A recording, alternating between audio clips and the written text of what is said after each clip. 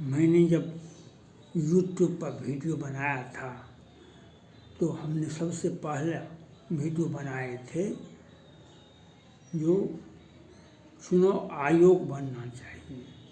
वह चुनाव का में जो व्यवधान होता है, चुनाव में जो धोखाधड़ी होता है, चुनाव में जो बेईमानी शैतानी होता है, चुनाव में जो धोखाधड़ी होता है, जो आजकल एक नया ट्रेंड बिहार से ही शुरू हुआ था, जो हम वोट भी देंगे ईवीएम से और बैलेट पेपर से ही वोटिंग होगा, यह था सिर्फ सेना को। अब लेकिन घोटाला कैसे होता है, चुनाव को कैसे प्रभावित किया जाता है, अब बैलेट पेपर से भी, अब ईवीएम से जितना वोट होता है उससे ज़्यादा हो जाता है बैलेट पेपर से। यह दिखाता है जो किस प्रकार से चुनाव को प्रभावित कर। मैंने फर्स्ट में जो वीडियो दिया था, कहे थे सुप्रीम कोर्ट के रिटायर्ड न्यायाधीश, चुनाव आयोग के रिटायर्ड न्यायाधीश, निर्वाचन आयोग के रिटायर्ड पदाधिकारी और सुप्रीम कोर्ट के 2-3 रिटायर्ड न्यायाधीश के नेतृत्व में एक आयोग होना चाहिए, चुनाव आयोग, जो चुनाव में वह 2 महीने के अंदर, यहाँ भी चुनाव में मतगणना में हेराफेरी और बहुत सारे होते रहते हैं, तो वह आयोग में 2 महीने के अंदर उसका विधिवत जजमेंट आ जाता है। मैंने फर्स्ट में कहा था, आज सुप्रीम कोर्ट ने कहा, सुप्रीम कोर्ट कह रहे हैं कि चंडीगढ़ में मेयर के चुनाव में धांधली हुई। यह सही है, धांधली हुई है, लेकिन बिहार में विधानसभा का चुनाव हुआ था 2020 में, 2021 में मार्च के पहले 30 याचिकाएँ पटना हाई कोर्ट में दाखिल की गई। मार्च के पहले 30 याचिकाएँ चुनाव में मतगणना में हेरा फेरी जो हुआ था, याचिकाएँ दायर की गई थी। और अभी वर्तमान में सुप्रीम कोर्ट के वरीय न्यायाधीश हैं, सुप्रीम कोर्ट के वरीय न्यायाधीश हैं, वे ही पटना हाई कोर्ट के मुख्य न्यायाधीश हुआ करते थे। और कितना भी अपील किया गया और बहुत लंबे समय तक वे पटना हाई कोर्ट के मुख्य न्यायाधीश के रूप में रहे, लेकिन जांच कहाँ हुआ, सुनवाई कहाँ हुई, सुनवाई कहाँ हुई। हम याचिका दायर किए, हम सुनवाई नहीं हुई। अब तो सुनवाई अब होगी, अवश्य होगी, लेकिन वह 25 में बिहार विधानसभा का कार्यकाल खत्म होता है। ये लोकसभा का चुनाव जो होता है 2024 में, तो उसी समय में 25 में वह शुरू हो जाएगा वह विधानसभा का। तो ऐसा हम याचिकाएं दायर करते हैं पटना हाई कोर्ट में, 30 याचिकाएं, लेकिन सुनवाई कहाँ हुई, सुनवाई नहीं हुई। जब विधानसभा चुनाव आ जाएगा, विधानसभा भंग हो जाएगा, नई सरकार गठन करने के लिए प्रक्रिया, तब वह सुनवाई होगी। तो क्या औचित्य है इसका। मैंने पहले कहा था, चुनाव में जितना भी लोकसभा चुनाव में, विधानसभा चुनाव में, ये मेयर के चुनाव में जो भी धांधली होता है, वह निर्वाचन आयोग की अध्यक्षता में रिटायर्ड निर्वाचन आयोग और सुप्रीम कोर्ट के 3 न्यायाधीश, रिटायर्ड न्यायाधीश को होना चाहिए, जो 2 महीने के अंदर आयोग में हम अपील करें और जजमेंट 2 महीने के अंदर में आ जाएगा।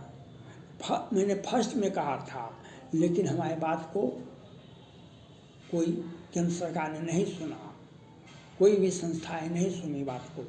आज सुप्रीम कोर्ट कहते हैं जो चंडीगढ़ में मेयर के चुनाव में धांधली हुई, यह अवश्य हुआ है, लेकिन आपके पास में कोई विकल्प नहीं है, क्योंकि जब हम पटना हाई कोर्ट में 30 याचिकाएँ दायर करते, इतनी बड़ी संख्या में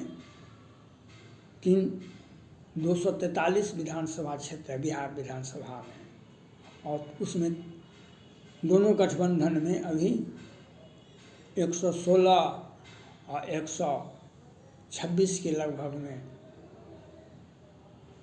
इतना कंटेस्ट है दोनों गठबंधन मिला करके, और भाजपा को 74 और राजद को 75 सीटें, और ये जदयू को 43 सीटें मिला था। लेकिन उसमें 30 याचिकाएँ पटना हाई कोर्ट में दायर की गई थी, और वह क्यों नहीं सुनवाई हुई, वह सुनवाई क्यों नहीं हुई, और इतने लंबे समय तक पटना हाई कोर्ट के मुख्य न्यायाधीश पटना में बने रहे, बहुत दिनों तक, 2-3 साल तक रहे। वहाँ उनका तबादला हाल के दिनों में 23 में हुआ। सुनवाई क्यों नहीं की गई? अगर आपके यहाँ भी सुनवाई हो जाए, याचिकाएँ दायर कर दी जाए, तो हो सकता है कि आप सुन सके, तत्काल सुन लें। लेकिन यह स्पेशल केस होगा, स्पेशल केस हो सकता है, आप सुन लें। लेकिन पटना हाई कोर्ट में 30 याचिकाएँ दायर की गई थी, क्यों नहीं सुनवाई हुई? यह बताता है जो आज जो चुनाव में मतगणना में जो हेरा फेरी हुआ है मेयर के चुनाव में, लेकिन बिहार विधानसभा में चुनाव मतगणना में हेरा फेरी हुआ था। ईवीएम के मशीन से अधिक वोट तो वह बैलेट पेपर से हो गया। कितना बड़ा धांधली हुआ होगा, यह सपना में भी सोचा नहीं जा सकता है।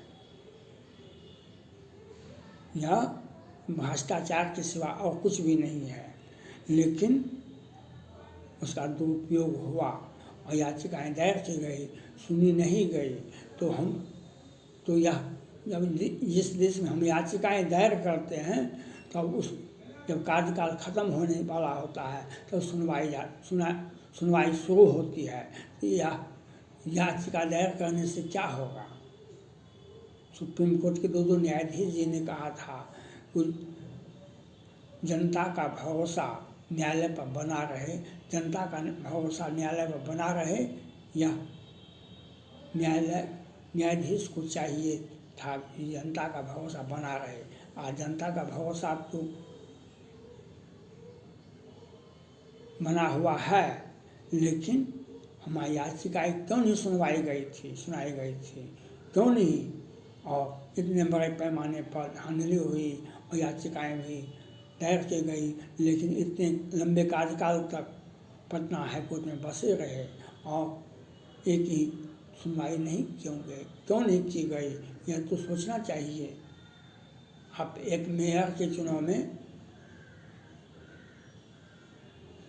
आप ये इसमें हो सकता है आप सुन लें, लेकिन बिहार विधानसभा में 30 याचिकाएँ दायर की गई थी, वह क्यों नहीं सुनवाई की गई? यह सोचना चाहिए। इसीलिए हमने पहले ही कहा था, महामहिम राष्ट्रपति जी से मैं अपील करना चाहता हूँ, एक सशक्त मजबूत आयोग बनाना चाहिए जो सुप्रीम कोर्ट के 2-3 रिटायर न्यायाधीश हों और निर्वाचन आयोग के रिटायर पदाधिकारी हो, और उनके देखरेख में एक आयोग हो जो 2 महीने के अंदर या जो हम भी गड़बड़ी हो विधानसभा में, लोकसभा में या मेयर के चुनाव में, जो महत्वपूर्ण चुनाव है उसमें 2 महीने के अंदर में उसमें यही नियम रखा जाना चाहिए। जो जीतने वाले हैं, जो हारने वाले हैं, वही 2 आदमी जा सकते हैं। हारने वाले जा सकते हैं, तीसरा व्यक्ति नहीं जा सकता है। तीसरा व्यक्ति भी जा सकता है, लेकिन चौथा पांचवा नहीं जाएगा कोई। तो यह होना चाहिए जो हम आपको, और इस प्रकार का आयोग अगर बन जाता, हमारी बात को सुना जाता, तो आज यह समय नहीं आता। ये आरोप ये धांधली नहीं होती। यहाँ पर तो हम जब याचिकाएँ दायर करते हैं हाई कोर्ट में, वह भी नहीं सुन जाती है, आयोग भी नहीं बना, तो यह तो धांधली तो होता रहेगा कहीं, यह धांधली तो होता रहेगा। इसलिए आपको